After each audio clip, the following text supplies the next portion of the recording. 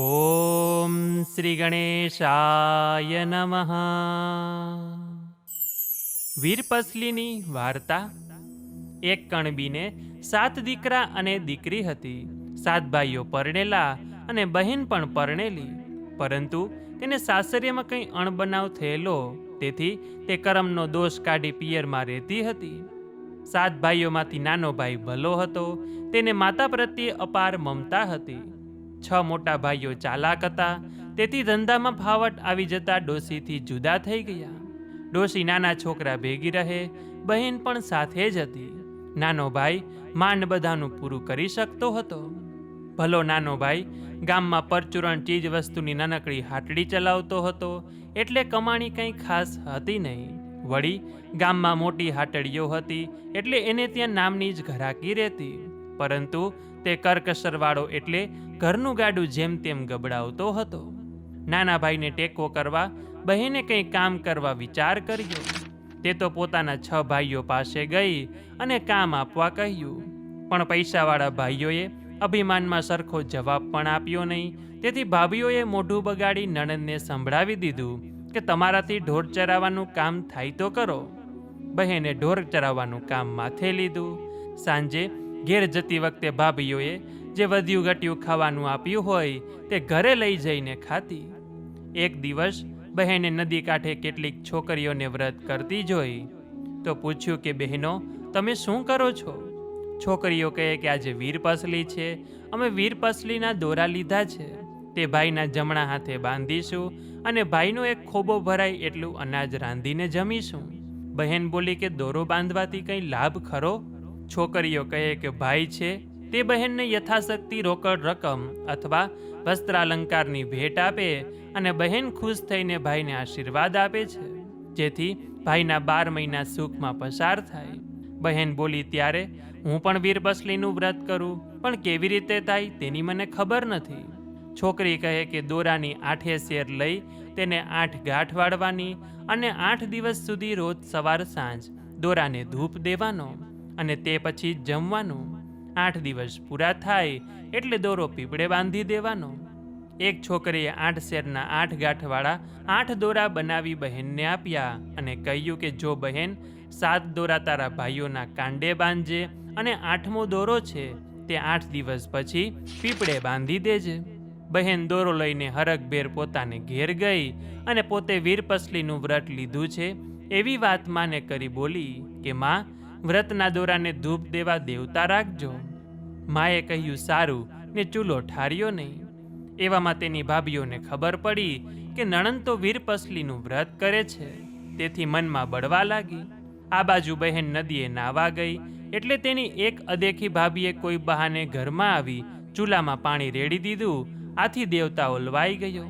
થોડી વારે બહેન ઘરે આવી અને દોરાને ધૂપ કરવા દેવતા લેવા જાય છે તો ચૂલો તો ઠરી ગયેલો જોયો.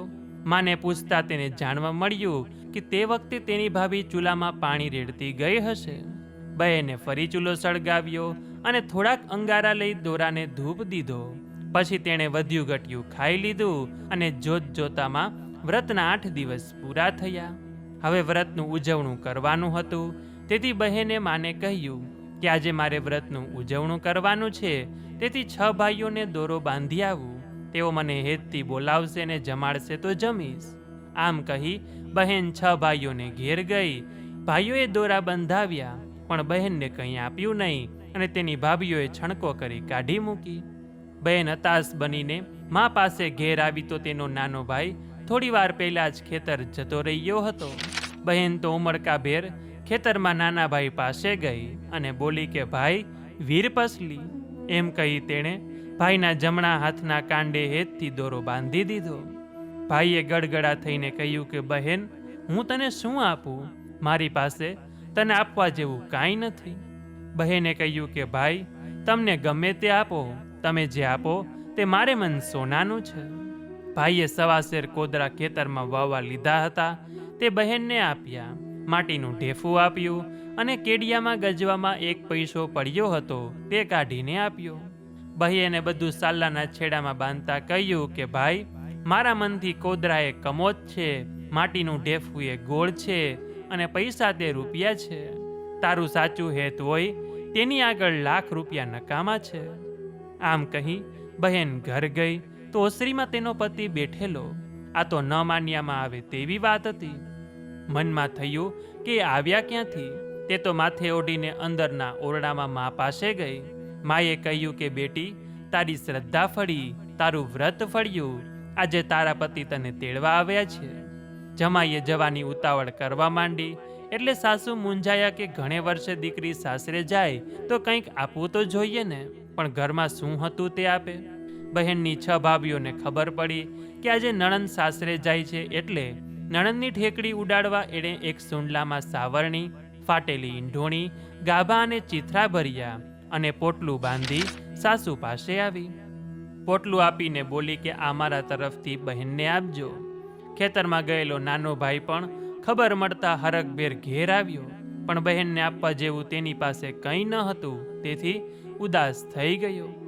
બહેન તેના મનનો ભાવ સમજી કહેવા લાગી કે ભાઈ, તે મને હેતથી એક પૈસો આપ્યો છે તે મારે મન 1000 રૂપિયા બરાબર છે. કોદરા આપ્યા છે તે કમોદ બરાબર છે અને માટીનું ઢેફું આપ્યું છે તે ગોળ બરાબર છે. ભાઈને આ વાત સાંભળી ઘણો આનંદ થયો. ભાઈ બહેનને વડાવા ગામના પાદર સુધી ગયા. માં પણ ભીની આંખે દીકરીને વડાવીને ઘેર આવી. ત્યાં યાદ આવ્યું કે અરે રે, દીકરીને દોરાને ધૂપ કરવો હશે ત્યારે વગડામાં દેવતા લાવશે ક્યાંથી, માટે આપી આવું. માં તો એક ઠીબમાં દેવતા લઈ દીકરીને દેવા દોડી. સાસુને દેવતા આપવા આવેલ જોઈ જમાઈને હસવું આવ્યું કે આ વળી શું, દેવતા દેવા માટે આવી દોટ મૂકી. ડોસીની દીકરી કહે કે નાથરૂડા, પ્રતાપે દેવતાના કે આપણો મેળાપ થયો. મેં શ્રદ્ધાથી વીરપસલીનું વ્રત કર્યું અને તેનો જ બધો પ્રતાપ છે. તેનું ઉજવણું કરવાનું બાકી છે અને દોરાને ધૂપ દેવા દેવતા જોઈએ એટલે મારી માં આપી ગઈ. પણ ગમે તેમ માની મમતાને. આગળ ચાલતા એક વાવ આવી એટલે વરવહુ પાડ પર થાક ખાવા બેઠા. પછી અંગારા ઉપર દોરાને ધૂપ કરી વહુ વાવમાં નાવા ઉતરી. નાઈને તેણે વર પાસે સાલો માંગ્યો. વરે પેલી બચકી ખોલી તો અંદર રંગબેરંગી રેશમી ચીર દીઠા. તેણે કહ્યું કે કયા રંગના ચીર આપું? વહુ કહે કે અમારે વળી હીરચીર કેવા. વરે જુદા જુદા ચીર બતાવ્યા ને તેમાંથી ગુલાબી રંગનું ચીર કાઢીને વહુ તરફ ફેંક્યું. તે વહુએ પહેર્યું અને તે સમજી ગઈ કે આ બધો વ્રતનો જ પ્રભાવ છે. વહુએ બહાર નીકળી બીજી બચકી ખોલી તો તેમાં ગોળ, ચોખા અને સોના મોહર હતા. નાના ભાઈએ આપેલ પૈસો સોના મોહર બની ગયો હતો, માટીમાંથી ગોળ બની ગયો હતો અને કોદરા હતા તે કમોદ થઈ ગઈ હતી. વહુ તો વિચારમાં પડી ગઈ કે આ શું. પછી એણે વરને સોના મોહર આપી ગામમાં ખાવાનું લેવા મોકલ્યો. વર ગયા તે સાથે અહીંયા વાવની જગ્યાએ ભવ્ય મહેલ ખડો થઈ ગયો. વહુ તો સોણ શણગાર સજીને 7મા માળની બારીમાં ઊભી હતી. થોડી વારે વર આવ્યો પણ વાવ ન જોતા મૂંઝાયો અને અહીંયા વગડામાં એકાએક મહેલ ક્યાંથી ખડો થયો. ત્યાં તો વહુ મહેલમાંથી દોડી આવી અને વરના હાથમાંથી પોટલું લેતા બોલી કે નાથ, આ બધો વ્રતનો પ્રભાવ છે, ચાલો મહેલમાં, હું ઝટપટ રસોઈ કરી નાખું. વહુએ મહેલમાં ચૂલો ખોદવા માંડ્યો, પણ જ્યાં ખોદે ત્યાં સોનું ને સોનું દેખાય. ધરતી દેખાય તો ચૂલો થાય ને. અરે રે, હવે રાંધવું સી રીતે? વહુએ ધરતીમાને ખૂબ વિનવણી કરી ને પછી એક ખૂણામાં ખોદ્યું તો માટી હતી. એણે ત્યાં ચૂલો કર્યો અને ઝટપટ રસોઈ બનાવી નાખી. પછી બંને જમ્યા ને મહેલમાં જ વસવાટ કર્યો. મહેલમાં બધી સામગ્રી ભરેલી છે એટલે વર વહુ ખાઈ પીને મજા કરે છે. આ વ્રતને થોડા વર્ષ વીત્યા ને વહુના પિયરમાંથી માઠી દશા બેઠી. એકાએક દુકાળ પડવાથી 16 માણસનું કુટુંબ મુઠ્ઠી ધન માટે વલખા મારવા લાગ્યા. વહુના 7 ભાઈ, 7 ભોજાઈ અને માતા પિતા બધાય વખાના માર્યા મજૂરી કરીને પેટ ભરવા પરગામ ચાલી નીકળ્યા. ચાલતા ચાલતા તેઓ મહેલ આગળ આવી પહોંચ્યા. અહીંયા એક બાગ બનતો હતો એટલે તેમને આશા બંધાઈ કે જરૂર અહીં કામ અને ખાવાનું મળશે. 7મા માળની બારીએ ઊભેલી બહેને બધાને ઓળખી કાઢ્યા. તે તો ઝટપટ નીચે ઉતરી આવી પણ કોઈને બોલાવ્યા નહીં. તેને જાહેર થવું નહોતું. બહેને પોતાના 6 મોટા ભાઈઓને પાવડો ને ત્રિકમ આપી જમીન ખોદવાના કામે લગાડી દીધા. 6 ભાભીઓને તગારા આપી માટી નાખવાના કામે લગાડી દીધી. નાના ભાઈ ભાભીને મહેલમાં દેખરેખ રાખવાના બહાને રાખ્યા અને માતા પિતાને મહેલનો એક ખંડ સોંપી દીધો. તેઓ ખાઈ પીવે ને ઈશ્વરનું ભજન કરે. અને હવે બાગ બનવાનું કામ પણ ધમધોકાર ચાલવા લાગ્યું. 6 મોટા ભાઈઓ ને ભાભીઓ આવું મહેનતનું કામ કરીને કંટાળી ગયા હતા. પણ શું કરે, પેટનો ખાડો પૂરવા માટે મજૂરી કર્યા વગર છૂટકો જ ન હતો. બધા ભાગ્યને દોષ દઈ કાળી મજૂરી કરી રહ્યા હતા. જ્યારે બહેનના નાના ભાઈ ભાભી મહેલમાં આરામ કરી રહ્યા હતા. થોડા દિવસ પછી બહેને મોટા ભાઈ ભાભીઓને મહેલમાં જમવા બોલાવ્યા. તેમની સાથે નાના ભાઈ ભાભીને જમવા બેસાડ્યા ને બહેને જાતે પીરસવા માંડ્યું. તેણે મોટા ભાઈઓના થાળમાં સોનાના લાડવા પીરસ્યા અને ભાભીઓના થાળમાં ચાંદીના લાડવા પીરસ્યા અને વાટકામાં ખારી રાબ પીરસી. જ્યારે નાના ભાઈ ભાભીના થાળમાં ચૂરમાના લાડુ અને દાળ પીરસી. નાનો ભાઈ અને ભાભી મોજથી લાડુ ખાવા લાગ્યા અને દાળના સબડકા બોલવા લાગ્યા. જ્યારે 6 મોટા ભાઈ ભાભીઓ એકબીજાના મોઢા સામે જોવા લાગ્યા, આ તે કેવું જમણ? ત્યાં તો બહેને ખાવા માટે આગ્રહ કર્યો. એટલે ભાઈ બોલ્યા કે બહેન, સોનાના લાડવા તે ખવાય અને રાબ તો ખારી અગર લાગે છે. બહેન બોલી કે ભાઈઓ, તમારી પાસે ધન હતું ત્યારે હું તમને ખારી અગર જેવી લાગતી હતી. આ વખતે તમને મારી સાથે વાત કરવાની ફુરસત પણ ન હતી. આ સાંભળી 6 ભાઈઓ ચોંકી ગયા. તેઓ બહેનને ઓળખી ગયા અને એવા શરમાઈ ગયા કે નીચી મુંડીએ બેસી રહ્યા. 6 ભાભીઓ પણ છોભીલી પડી ગઈ. બહેને કહ્યું કે મોટા ભાઈઓ, નાના ભાઈના ઘરમાં ખાવા ધાન ન હતું તો એણે હેતથી તાંબાનો પૈસો, માટીનું ઢેફું ને કોદરા આપ્યા. એના પ્રતાપે હું વ્રતનું ઉજવણું કરી શકી અને વીરપસલી વ્રતના પ્રતાપે મને આ બધું સુખ સાંપડ્યું. બધાએ બહેનની માફી માગી.